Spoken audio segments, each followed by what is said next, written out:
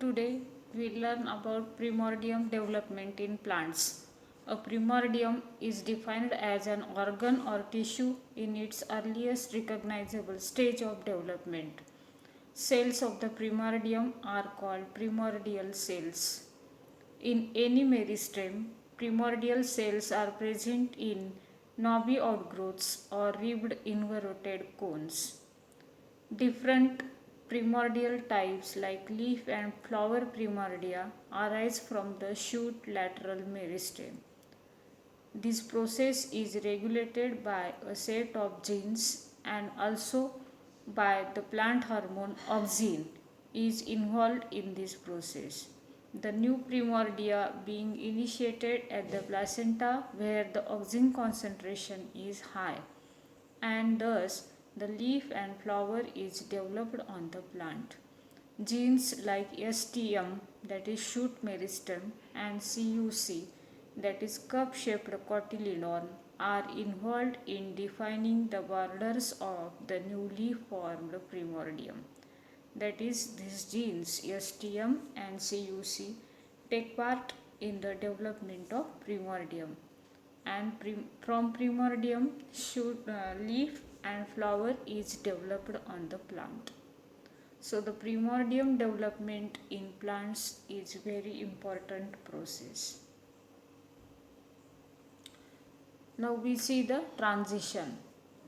The process of flowering requires the vegetative meristem, that is buds, to change into a reproductive meristem.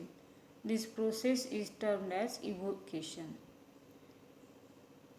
Transition is also known as evocation, that is, the process of flowering requires the vegetative meristem to change into a reproductive meristem, and this process is termed as evocation. The evocation involves following sequence of events. First step is juvenile vegetative phase, then second phase is adult vegetative phase, third stage is adult reproductive phase, and last is flowering. Now one by one we see these stages. First, juvenile to adult. Juveniles cannot flower. They are capable of only vegetative growth. Juveniles are often differ in appearance from the adult. Juvenile tissues are produced first near the base of the plant. The adult phase is usually stable and can be propagated from plant to plant. The second stage is ripe to flower.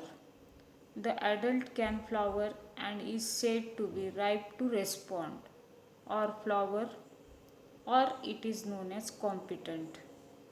It has potential to flower when the conditions are appropriate. Reproductive phase is ensures when there is a sufficient vegetative mass, that is, sufficient amount of leaves and roots are present in the plant to support the reproduction.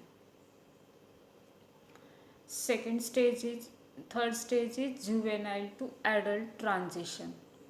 It is mediated by a variety of factors like size of the plant, age of the plant, leaf numbers on the plant, growth conditions.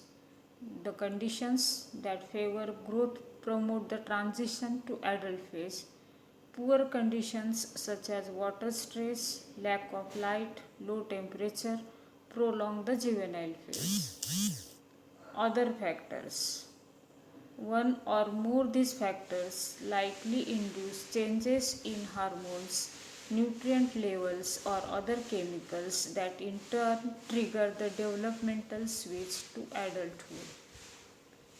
Fourth stage is adult vegetative to reproductive phase. The transition from the vegetative to reproductive buds is triggered by an environmental signal like photoperiod or temperature.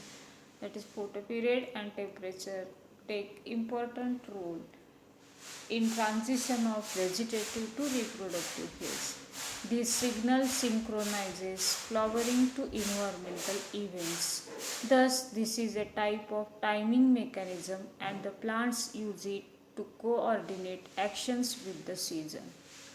If flowers are produced at the wrong time of the year, the pollinator may not be available, or it may be too dry or wet, or there may not be enough time before winter to allow time for successful seed set. Once the inductive signal has been received, then the plant meristem is said to be determined. In other words, it is now committed to flower.